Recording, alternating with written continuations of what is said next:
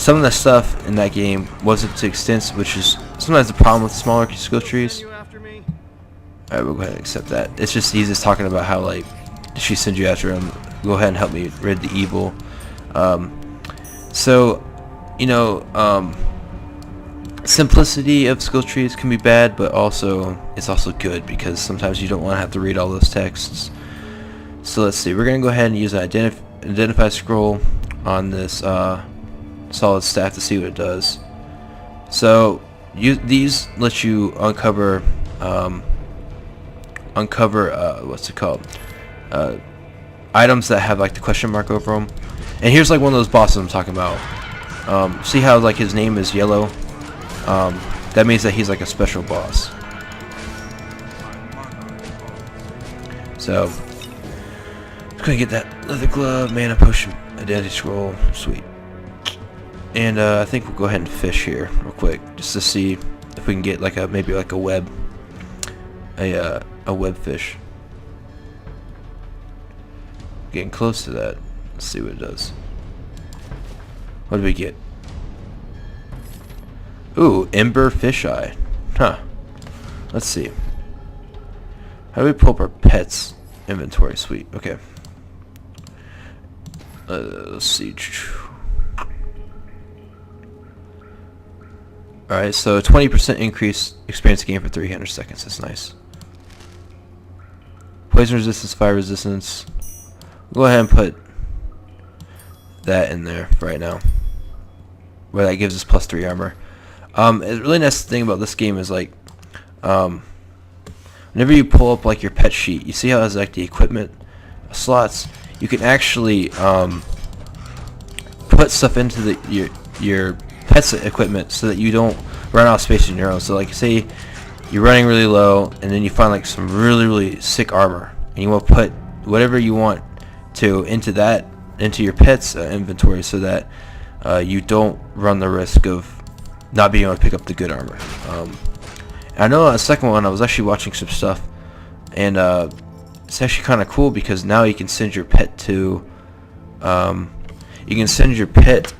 like town to sell off the items that you don't need. So it's almost like an MMO thing. I know in the Old Republic you could send your follower out to sell certain items. So some simple things like that make a game better. But some stuff like that can also break a game because you accidentally put something in there and you don't really realize it and there's no way to get it back, you know.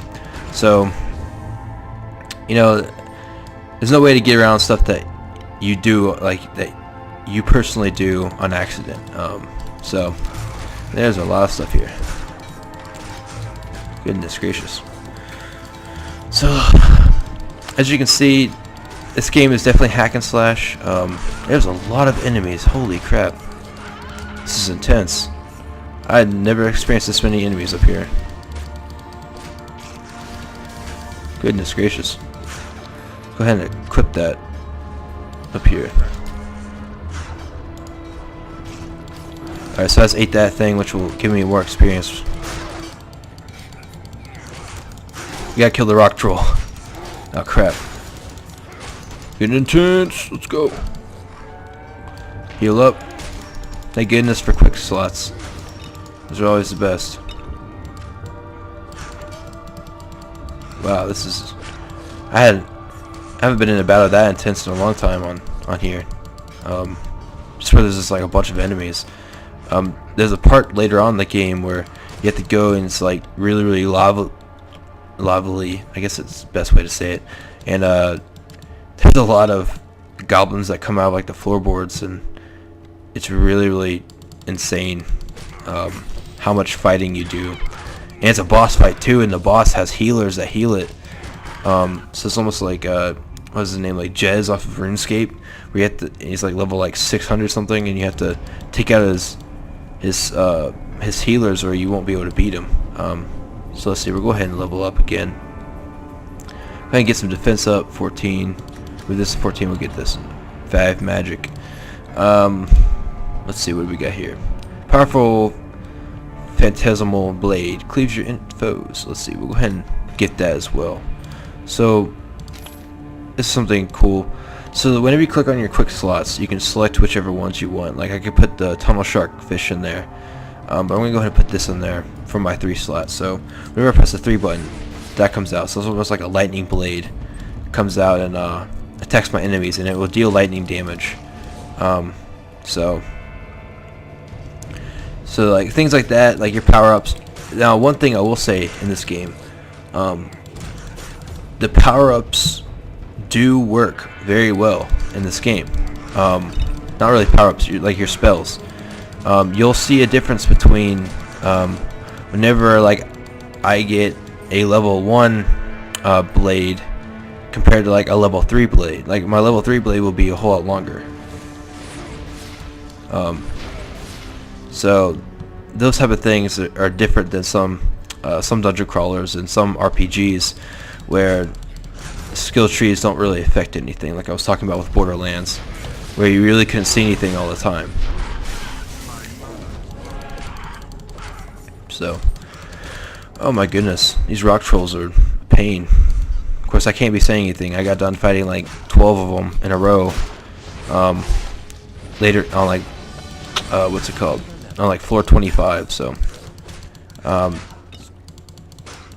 think the worst things in these games to fight are the elemental enemies, because if you don't have specific type of armor on, stuff like that, they can really tear you up, and it can be really annoying. Grab that health potion. Oh, we leveled up so fast, like twice. Well, but twice. 16, we'll go with 6. Go ahead and get Soul Rend level 2. That should help, especially with whatever comes up next. I have no idea where Brink went. He may be fighting somebody. I don't even know if he can die. I just never had that happen. I've never had him like right next to me before, which either means I'm going the right way or I'm going the wrong way. So let's see. We'll go ahead and open up our inventory. There's a leather belt. Well, we have armor. Let's see. Oh, there he is. Okay. Alright, we'll go ahead and equip that belt too. Sweet. Wow, that's nice. May have to put that in our second slot later on whenever we get our magic a little higher. It kind of defeats the purpose right now. So let's see.